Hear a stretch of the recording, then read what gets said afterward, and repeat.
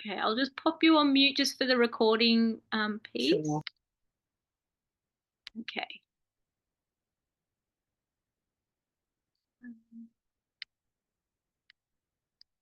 Sharing my screen now.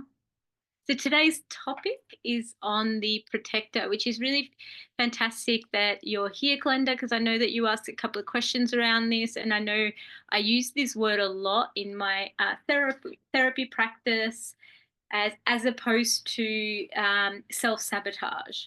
I believe strongly that our being is not against us. It's never against us. It's always trying to keep us safe, protect us from things.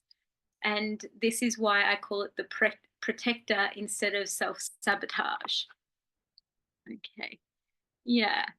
Rightio, let's get started. So what is the protector? I often look at it as the fear response because it's generally the fear response is our activation in our body that something doesn't feel safe. And generally it can be a signal to say something is making me feel insecure, and there is a signal. There's a couple more people coming in. So it's generally created as a child, but depending on what trauma sort of you've been throughout your life, this protector can be created throughout your life too. So it can be created from different experiences that we have. Welcome, Jan and Kate. Yes. Glenda, were you waving? Oh, you were just waving at the others? Great. Because Glenda's waving at you all. Fantastic. So the protector is generally a cue, a response that something is not quite right. Something feels we're sensing on a biological level that there's missing information. And why I say a biological level is Peter Levine and Steve Purges, Deb Dana all speak about how, on a sensory level, biology, we are born with looking for cues of safety and cues of danger. So our protector is constantly scanning our environment, scanning people around us to know whether they're safe or whether they're dangerous, to know whether the environment we're in is safe or dangerous. Depending on what you've been through growing up, depending on your trauma, wounding experiences, you will be either more hypervigilant to cues of danger and less vigilant to safety because you'll be hyper focused on the cues of danger. And so this doesn't mean that they're false. What I've seen a lot of counselors or coaches or therapists talk about online, specifically, probably where I see it, is that your fear isn't telling you the truth, like your fear response. If you get activated, it's not telling you the truth. That's partly true. But an activation means that you are sensing danger. And if you have had trauma, that's an association. So something could potentially actually be dangerous. And you can be hyper vigilant to this. This is why people who have had trauma can be more intuitive than those that haven't had as much trauma or severe trauma, because their body is hyper vigilant to danger, has been through danger before, and knows what to look out for, has more associations when there's someone that's unsafe. So what does that mean? Your body on a subconscious level will be able to tell you whether someone is safe or unsafe, whether it's an emotional safety, a physical safety, whatever it is. So our body is constantly sending us cues and signaling to us information. So the protector is part of our intuition. And today we're going to talk about the differences and talk about how you can identify the differences. If you have any questions, as usual, pop them in the comments or write them down, and we'll have a little discussion at the end. So as an adult, it helps you integrate parts of you that you disown to survive. So our protector is our personality. It's the part of us that copes and survives. So growing up, We created our personality through our environment, genetics, social. So it's a mixture of stuff of the way we created our personality. Part of our protector, we really need to now integrate it, because the protector generally is the part of us that we actually are not fully aware of. So it's the subconscious part of us that we have disowned or pushed away or denied in us. I'll go more into that. And if you have any questions on that, I will go further into that throughout this session. So the way we do this is to bring awareness to parts of us that we're not aware of. So the subconscious and the disowned parts for survival. So an example of this could be that I really identify with being a sensitive person. So I identify I'm a sensitive person, and maybe I haven't fully identified or seen the part of me that's strong and resilient. So, what I would do is bring awareness to this strong and resilient part of myself. And there's different ways that you can do that, there's different processes that you would do that. But mainly, the way that we become more aware is through really honoring how we feel. So, feeling our feelings and emotions, processing and uh, resolving those things as well. Generally, if I identify as being a real sensitive person, that could also be a protective mechanism to kind of warn people, don't hurt me, don't say hurtful things because I'm a sensitive person. So, what we would want to do is balance out, okay, what would happen if someone said something mean? What would that do? And then we could start to work on the activations or experiences that you may have with that and build your strength and resilience from there. As adults, our protector requires our inner wisdom, a motivation to thrive, to take the lead in order for us to, let's see what I've written there, in order for us to live from a place of growth and evolution. What does this mean? The protector can be the small, vulnerable part of us. It can sometimes be if it's the disowned part of us, it can sometimes be like the little one, the little innocent one when we were young. The one that sort of was really expressive and light and flowy, and for women, like feminine and sort of like ran around carefree. It's that innocent part of us. It can be. And so what we really require is to create a dialogue with that part of us. We need our adult self to bring that in. Our adult self that has the wisdom, that has the motivation to thrive. So it becomes a choice of exploring these parts of us and bringing them closer to us. So we really need to feel a sense of curiosity to move towards this, and a choice to say, you know what, I want to thrive in life. I really want to grow and make decisions from growth and evolution. Okay, so here we are. And I'm going to give you two main scenarios around working with the mind and the story of the protector. So the mind comes in. This is how the mind comes in. It creates stories we tell ourselves from beliefs we have formed formed from our past. So these are suppressed or repressed. So I don't know. I'm going to talk about two areas. One is I don't know. So someone that's kind of born in a scarcity, lack, and desperate sort of environment. And there's this energy of I don't know and victim. So we're kind of born in this, like, for me personally, this is what I resonated with when I was going through my personal development at the start, because I was born in a home where money was spoken about a lot in a scarcity way, a lack, and there was this desperation to work really hard, make lots of money, and to kind of get somewhere in life. So there was this lack of fix it, kind of fight flight energy. And so it comes from choices made from our victim. So we'll make desperate choices, we'll make scarcity based choices. rescue me, fix me, I can't do it. Now, we don't know this on a conscious level. This is something we don't go, oh, I'm a victim, I'm going to make a choice from a victim. We don't do that consciously. It's more subconscious. I'm weak. I have no value. I cannot see my strength. Seeing others' strengths and potential and minimizing their faults in hope that they can rescue you. Not owning your value, intuition, power, leadership skills, and trusting people who lack empathy and ownership over their unhealthy relationship patterns. Now, these are really, this is common dynamic we can find ourselves with, is someone who is more on leaning on, I know everything. And so we can lean towards those people out of desperation that they know. So I'm going to give them all my power and they're going to fix me, they're going to rescue me.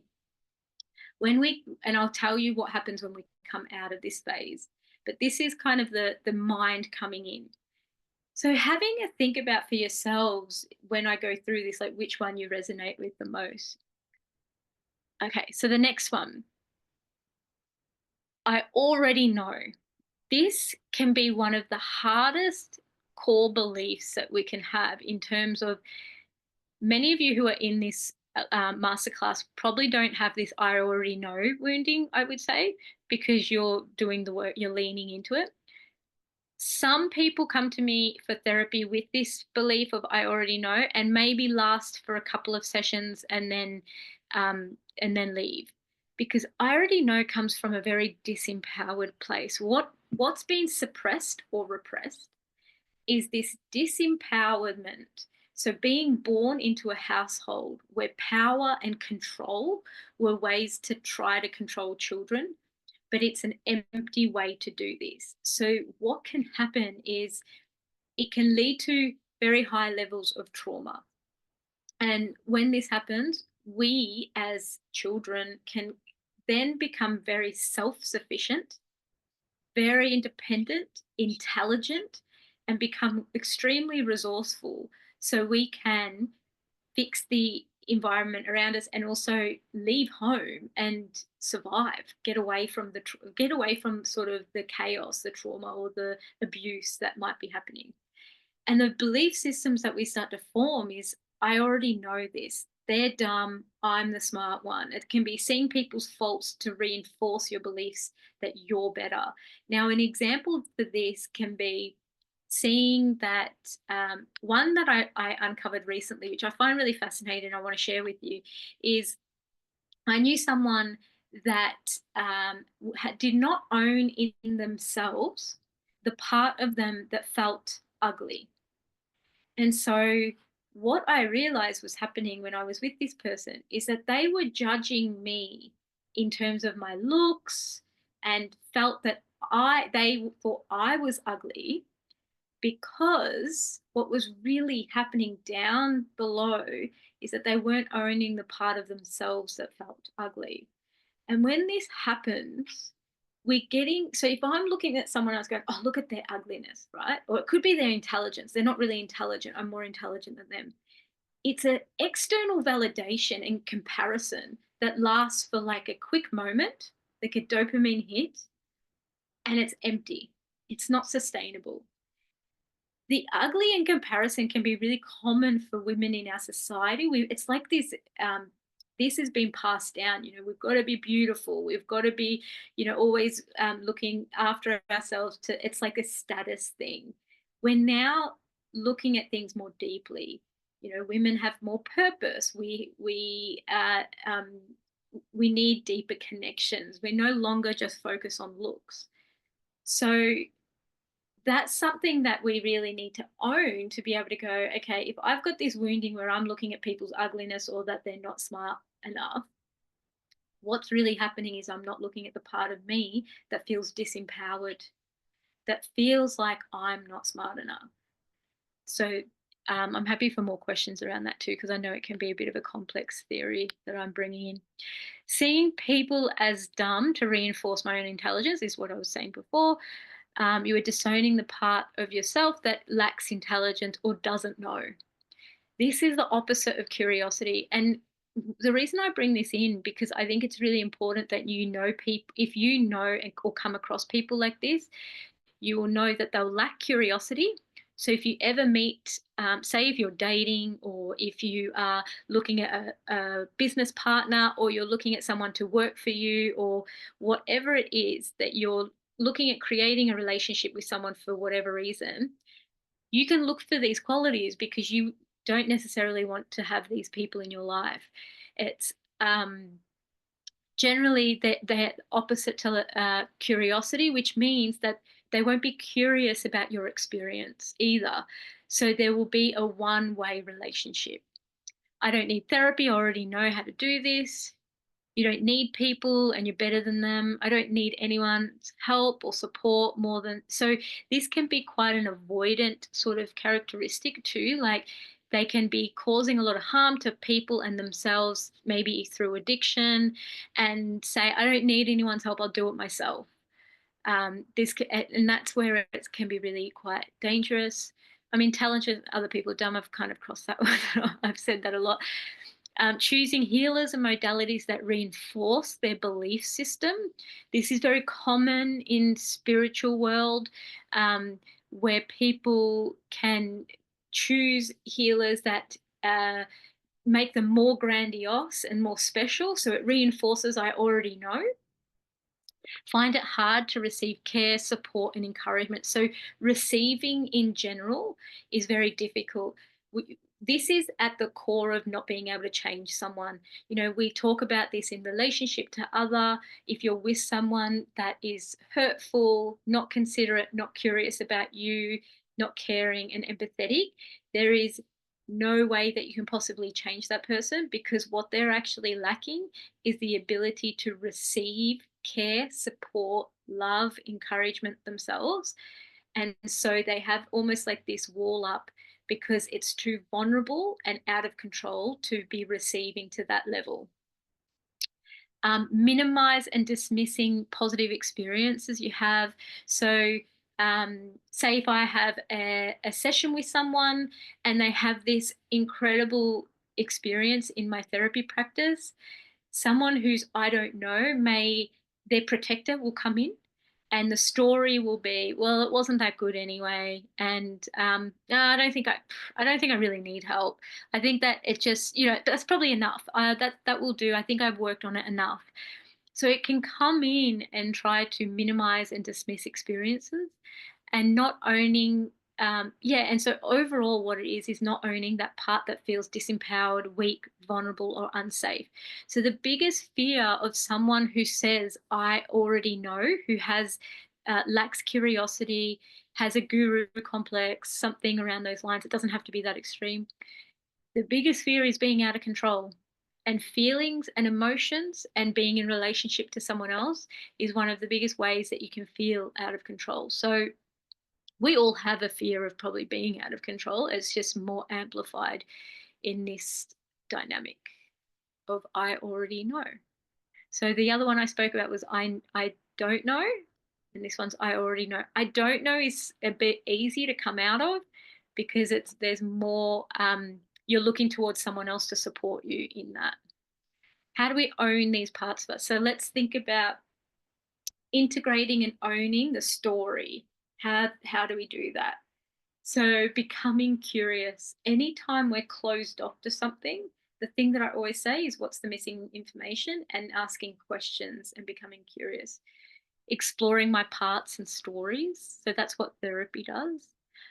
I'll ask for support knowing I ultimately have the answers. So the difference between asking for support with I don't know and being in the victim, as opposed to I don't know and I know that I have the answers within myself, and I will find someone who harnesses that, who holds that space for me to unfold those answers.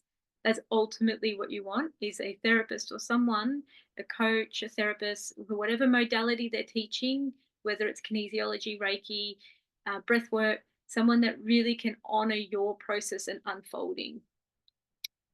Because we all have that, and you probably hear this a lot, we all have the answers, and we truly do. The inner wisdom of our body is incredible. I am willing to feel all my emotions, even if it's uncomfortable. So that's going into the space of feeling out of control. this doesn't have to happen fast, because, you know, the more trauma we've had, the scarier it is to feel our emotions. Really working with someone that can honor your slowness, doesn't overwhelm your nervous system, and can work with you to start feeling into your emotions. Take 100% responsibility for behavior through grounding in reality and becoming curious about feedback. So these are ways we can integrate the story that comes up, the protector. Loving and owning all parts of me by exploring and being curious. Listening to the information and feedback with curiosity and openness. Can you see how curiosity comes into all these? Building my observer and not listening to the stories that keep me in my persona and survival. We'll go into that. So intuition is more a sense. It can be a visual, a thought, a voice, a movement, a feeling, an emotion. So ultimately, our intuition comes through our sensory system, our body, our being, and it's very clear, generally very clear where our intuition comes in. The mind comes in with the story, though, and this is why it can be tricky. Is it my intuition? Is it my mind? What did I want to go into? I mustn't have had it here. So, yes, I have. So what I say with intuition, the way you can start practicing to identify whether it's your intuition or not. Kate, I did this in a session with you recently, so it'll be a bit more of a refresher for you. But noticing that you're activated. So something will activate us. Noticing that we're activated. Name it. I'm activated. Explain what you notice. So what I would do here is, once I've said I'm activated, I'll explain what I've noticed. Okay, when I was speaking to that person, they looked at me funny. And when they looked at me funny, I noticed that I became activated and I could feel something in my throat. My throat kind of tensed up. My stomach, you know, started to churn. I started to feel like I was deep breathing. What was happening? So like, that's just noticing. So this is what happened. They then said something that was really hurtful or judgmental towards me. Noticing my experience and their experience at the same time. I'm often speaking to my clients and saying, well, what did they do? What did they say? What was happening with them? Noticing is more kind of like the factual stuff. They did this, said this, and sort of keeping it in that space. Then we can name the story. The story will come in. Oh, maybe I did something wrong. Maybe I said something wrong. Oh, I think maybe when I said this, they got offended. And then because they got offended, they then said this and this. This is the stories. It could be, you know, whatever the story is that comes up. Generally, the story is coming up because our activation, so the feeling, sensation, and emotion that's come up, and our mind is trying to make sense of things. So the story is trying to make sense. And the way the story is formed is through our past experiences, belief systems, wounding, trauma, all those things, past experiences with people. So it's got all this filtration that comes through, and then it's coming in as the story. So that's the part that's not intuition. The part that is intuition is the activation, what you noticed, what's clear, really clear. I noticed this, this, and this, and it's clear. It comes in very clear. The story, name the story. The story I'm telling myself is that, like whatever the story is. And it will be attached to a past thing. It will be a familiar story. It will be a familiar pattern or story you have with people. Then name the feeling. Once you've identified the story, name the feeling, sensation, and emotions from what have I got here? Sorry. From what you notice in the story. So as you're telling the story, come back to your body and be like, what am I feeling? Oh, I feel sad. I feel shame. I feel, you know, the story might be I did something wrong. So the feeling could be shame, guilt, sadness. It could be anger. I feel angry. Whatever the emotion is, take a few deep breaths and ground before you make a decision on things. And then when you make a decision, really honor what you noticed, not the story, but what you noticed. So this includes the activation, the what you noticed, so like explaining what you noticed, the feeling, sensation, and emotions. And that's what that includes. So honoring those things. What would I do next? Honoring those things. And it won't be until you go through this process that you'll realize the difference between your intuition and your mind. Your intuition will have some really like fantastic wisdom in it. It'll be really wise what you say. That's how you know, because it'll be like something you would tell a friend if they were going through an experience like that. The other tool I wanted to give you while we're on this is how can you identify your mind? Now, the way that you do that is to just go, you can take a few deep breaths in and really focus on the story that comes up. You can write down this story. People have different techniques that they use, but this one that I've used myself is, say I was activated because just when I was starting my business, that brought in all my activations. It brought in like everything. But what I noticed is this inner critic that was so loud, and it was like, who do you think you are? What, you're stupid. You couldn't possibly start a business. You're not going to make any money. You're not going to be successful. Your clients aren't going to get results. I just could not stop like these real kind of like critical thoughts that were coming in. This was a while back, and I'll tell you why it was a while back, but it was probably about 10 years ago now. And I wrote down all of these thoughts. I was like, okay, I'm going to write down all these thoughts that come in. Not good enough, not smart enough.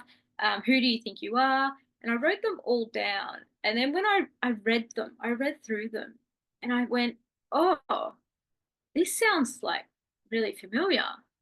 And I said, oh, gee, this sounds like my mum. And this is when we realize that our mind has picked up whatever sort of insecurities our caregivers or parents have. Our mind picks that up and has internalized it. So when we are doing something out of our comfort zone, the mind will come in very loud with similar insecurities to your parents and caregivers, and the way that they spoke to you when you were stressed, when you were doing something difficult in your life, or when you were feeling emotional. That is what's going to come up. And the reason I bring that up is because those are not your thoughts. Those are not your innate thoughts. So you're not born with those thoughts. They're imprinted in you. So the way that we reduce the power that they have so we can hear our intuition more is by naming it, by writing it down and putting some distance between us and those thoughts. That's where our observer comes in. That's why I'm really, I teach about the observer, because the observer gives you that space between the thought, response, and result. Our intuition is what we want to respond from, not the story.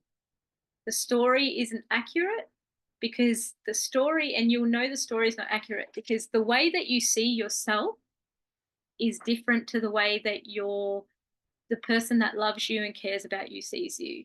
And that's because they do not have your story. They do not have your story telling them all these things of why, I can't do our insecurities. So the story is not accurate. As soon as we identify it, we can start to say, that's the story. It's interesting. And you know what I say to myself now? I'm like, that's an interesting story that you're telling yourself. That's really interesting. What's that about? Let's start exploring, like become curious about it. So that is, I thought I had another page, but I must have. Yeah, I think that's it so far. Really important to not judge our mind story and come from a place of acceptance. And I think I had that in the email that I sent out. Acceptance and empathy, non-judgment, the observer coming in. So this process to really strengthen our intuition requires us to observe our process and not believe the story and the negative things that we say about ourselves or others when we're in that story. So that is it. Has anyone got any questions?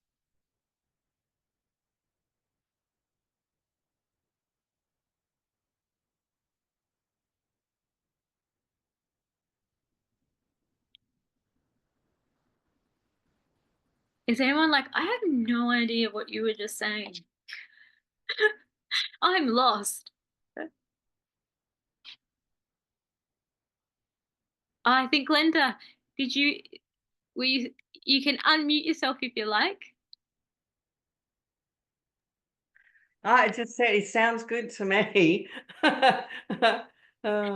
What sounds good to you? All of it. Fantastic. Oh, Jan said, great information. Thanks, Thelma. Made so much sense. I would love to hear, Jan, what made sense for you. Happy for you to type it too. Kate, how are you going there?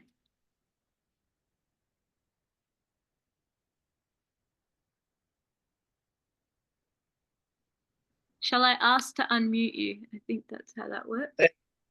Yeah, I'm going well. Good. Trying to concentrate. I think I wrote down acceptance, empathy, and non-judgment. I think that's really important. I'm realizing because I spent a lot of time being down on myself, like noticing that these things are happening, but then getting very, very frustrated about it instead of sort of realizing that like I have had trauma and this is like kind of what happens, and it's you're not deliberately trying to do it. Um, and it just feels a bit better, yeah, like because it can be very frustrating. You're like, I've been doing all this therapy and my brain keeps doing these things. But Yeah. Yep. yeah, but just going, that's probably going to happen. Your protector is like pretty fierce. But and the stories, I thought that was good too. Writing down those because I've been doing well, but then occasionally it arcs up and I've got these stories about something that's happened or some person that they don't like me, and then and ruminating over it, and then it was had I done that and written it down, it might have been less severe. Like and I realized that it was probably because I felt like I'd done something wrong, and I don't, it's not them, it's me, kind of weird thing. So yeah, just trying to sort of realize quicker, I guess, when this stuff's happening. I like the point you brought in around that, because it brings me to, at first, when we're first navigating the protector and the story, it's really loud. So it can feel like Mm. it's where we can be quite attached to it without realizing as well, like Mm. without knowing, because it's strong. It has this hold over It's us. Yeah. you think is the not the truth. You think that is what's happening. Like Yes. Yeah. your brain's like, you know, that happened and that happened. So that means that this is what's happening. Like that it's Yes, like it's very quick, isn't it? It gets, and feel that's how we know that. That's a good point, because it's how we know when we're reactive, when we're in this reactive state, that's the story coming from the story. mm, When we're in a more grounded state, that's coming from our intuition. So that's yeah, a so way to do it. yeah, helpful. And I think if you feel icky like about it when or it's out of proportion, then it's a story. Like so it's like I think yeah, I'd like to try writing that down because you can make up all these things. It can be That, exhausting. so, so great point. Ick is a feeling sensation state. So if I feel Yeah. ick, getting curious about the noticing what did they say, Mm, what did I say, so looking at the noticing the experience, because the ick is true, so our mm, emotions and feelings don't lie. The mm, story that comes with the ick is the lie. So the story could be, oh, they were whatever it is, like they did this to me. um so, but what you can do is be like, what happened? Let's look at the facts. And as you're mm, exploring that, that's when you might uncover what the ick is. What did I feel? Oh, I felt this ick. Oh, do you know why I felt this ick? It reminded me of a time And then it will remind you, that's the story. It reminded me of a time of this, this, and this. And because our body with emotions has associations with the past. What does that mean? Mm. Past experiences, like people in front of us have qualities that remind us of people in our past. So Yep. an ick and an experience would be something that our body's like, oh, we remember this. There's ick here. Mm. The thing though is in the past we internalize experience to be like, it's my fault. It's Yes. their I always fault. think. Yeah. Yeah. So like it's my fault. I did something wrong, and that's the story. And then we miss Mm. the information in front of us. Mm. And so that's why it's even like leaning in. I got an ick feeling when you said that. I'm wondering how you're going. What's happening for you? Mm. Mm. I liked too when you said that you wrote down your story things about your thoughts and that you realized that it was all what your mum had been saying to you. And I was like, Yeah. that's really interesting too. Like, you know, because I like would have those, I can't do it, I'm not good enough, I'm not smart enough. I was like, yeah, I've had all those. Who Yeah. did that? Oh yeah, grandma. And like, yeah, so you got all those things. But that was a little bit hard to understand how that like then swaps around to you doing it to yourself. But yeah, but yes. Okay, yeah. So the internalized version of that is that we believe it. That's how we internalize. So we believe that we're the problem generally. Yeah. That's kind of the internalization around it too. Is like um, rather than seeing that it was what happens is when we're young, rather than seeing it was our parents' insecurity, because we go, Yes. oh yeah, that's their insecurity. That's got nothing to do with me. We're children. So we go, they're the wiser one. They're the smarter one. Mm. So there must be something wrong with me. So they, Yeah. as the feedback we get, so that's why we internalize it because Mm. we believe what they say. We think that that's true. But as adults, we then realize, oh, that was their insecurities. Yeah, right. That's how they treated themselves when they would try something new. That's probably what Mm. they And said to themselves. it does like that too. Yeah, if Huh? I think about it. What My was that? sister does. Oh, if I think about it, my sister does it even now where she'll comment, yeah, like comment on something like, I don't know, what I eat or my weight, and she's got like a sort of obsessive eating habits. So, Yep. so I'm like, yeah, I can sort of see how the It can, yeah. yeah, like it can stick and be passed down generations, absolutely. Yes. And so the good news is though, as you identify the mind, the story coming in, more and Mm. more, it becomes less and less powerful. So those stories for me no longer, I don't get the thoughts come in really Wow. at all now. But I get subtleties though.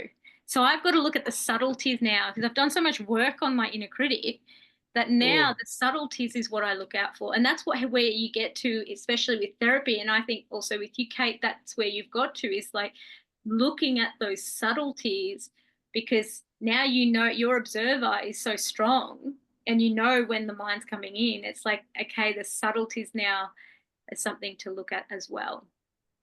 Okay.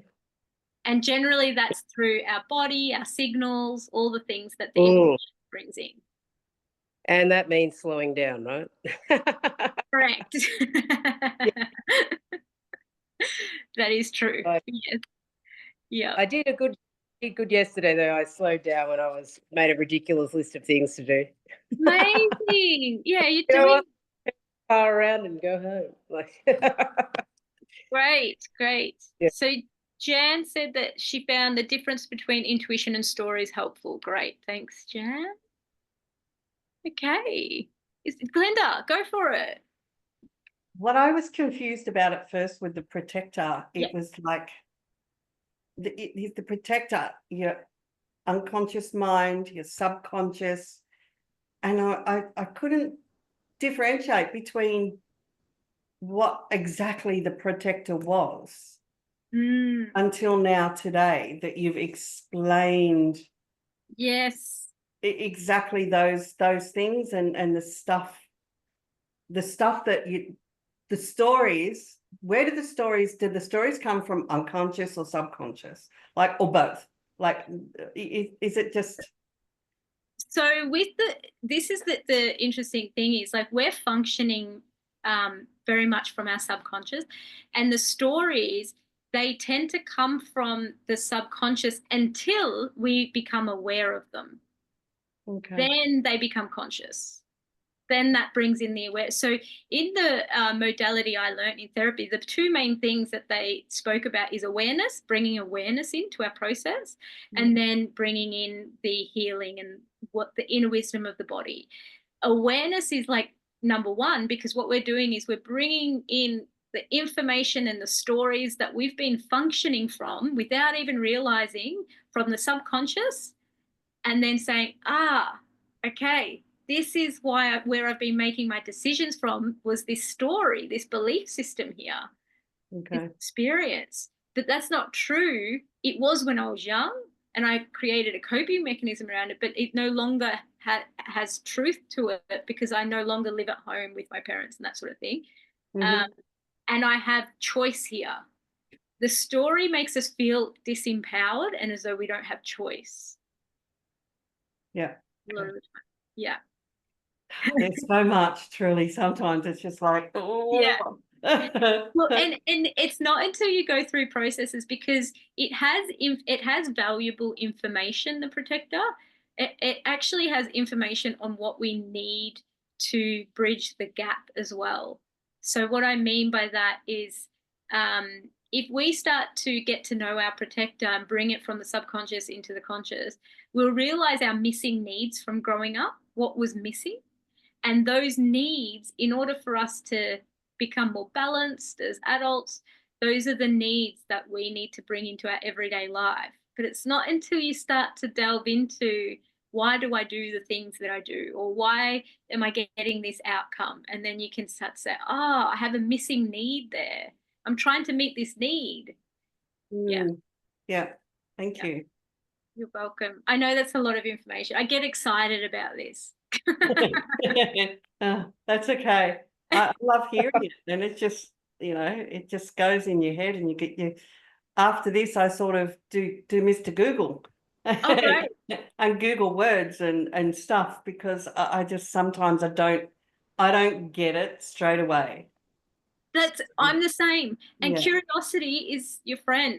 This is like, it's so great that you do that. I love that you do that. Not all the time, but when I don't understand, yeah. And before, that was actually a part of me that I would never admit, because I'd feel like a dumbass, or not worthy, or they're going to think I'm dumb because I don't understand, and I'm not going to ask anything. I'll just sit here quietly, and I'll just go, nah, I'll switch off. That's it, done. Right. But now I don't feel as embarrassed, or I just go, do you know what? I'm just going to ask anyhow, because possibly somebody else is thinking that, but similar thinking to me. Yes. And I think, no, well, so be it, whatever. Absolutely, yes. And the fear, rather than making a decision from fear, you've decided to make a decision from, no, I would like to know, growth and evolution. So that big fear, that word, truly, that fear has been my biggest thing my entire life. And it's wow. Yeah, it's crazy, but yeah, I've moved past a lot, but there's still stuff to go. Yes, always. Always. Yeah. I would love to hear your takeaway from today. I like to ask that question as a support for summarizing it for yourself. Like, what's the one thing that that stood out for you today? And if you would like to type it in, Jan, you're more than welcome.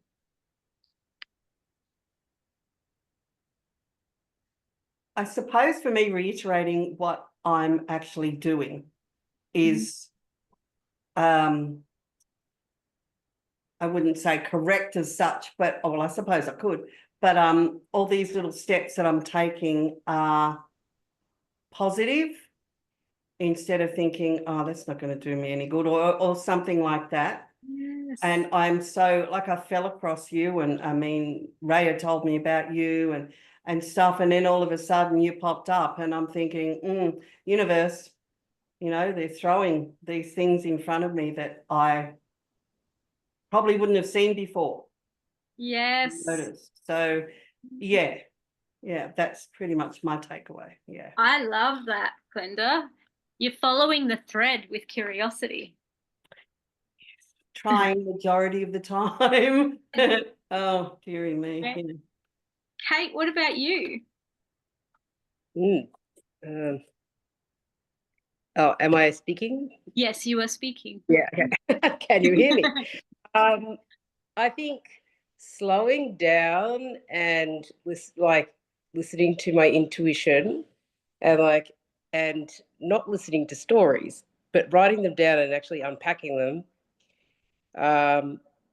is for me, I think, really important, and to realize what's happening. Yeah. Beautiful. So, And remember, in our session, you were quite intuitive. okay. We uncovered that.